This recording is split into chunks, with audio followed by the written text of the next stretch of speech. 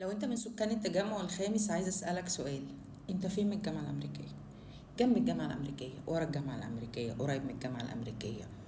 اشهر سؤال بيتسأل للناس اللي ساكنة في التجمع الخامس او الناس اللي بتتردد على التجمع الخامس. دايما الجامعة الامريكية محطوطة كنقطة مهمة جدا في اي حوار عقاري. بص على اي اعلان يخص التجمع الخامس، هتلاقي مشروعنا قريب من الجامعة الأمريكية، مشروعنا دقيقتين من الجامعة الأمريكية، مشروعنا قدام الجامعة الأمريكية، مشروعنا ورا الجامعة الأمريكية. دايما دايما هنلاقي كلمة الجامعة الأمريكية موجودة في أي حاجة تخص العقارات. النهاردة أنا جايبالك مشروع ورا الجامعة الأمريكية. خلينا نبص على اللوكيشن مع بعض. ده اللوكيشن بتاعنا زي ما شفناه مع بعض. طبعا هو اللوكيشن مميز جدا، لوكيشن ساكن بالكامل. يعني بمجرد ما هتستلم، مش هنقول بقى اصل المنطقه لسه فاضيه والمنطقه ما اشتغلتش والكلام ده كله، لا، احنا اول ما هنستلم هنقدر ان احنا لو احنا بنستثمر هنقدر نأجر، ولو احنا عايزين نسكن هنقدر نسكن. المشروع بتاعنا على مساحه 8 فدان، الديزاين باي هاني سعد، واكيد كلنا عارفين شغل هاني سعد بيكون عامل ازاي. استلامه بعد 3 سنين، هم بالفعل نزلوا الارض ونقدر ننزل ونتفرج ونشوف الدنيا هناك عامله ازاي.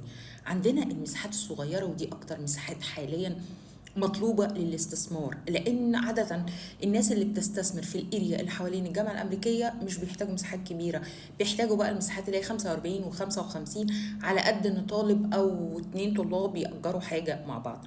طبعا الدولار سوري، الايجار هناك بيتحسب بما يعادل الدولار، عشان بس الناس ما تقوليش لا ممنوع يدفعوا بالدولار، لا، هو بما يعادل الدولار. اوكي، لان هم طبعا غالبا اللي بيأجروا هناك المساحات الصغيره هم مش مصريين، لان ما فيش مصريين هيأجروا المساحات دي. تمام.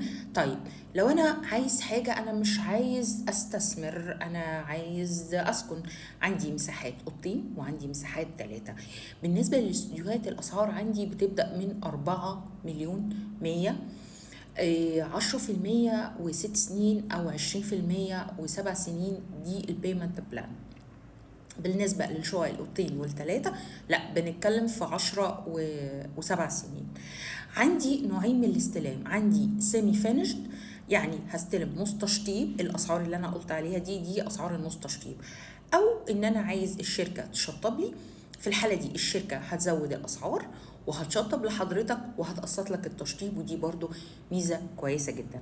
خلونا نبص كده على شكل البيلدينج او شكل الكومباوند هيكون ازاي.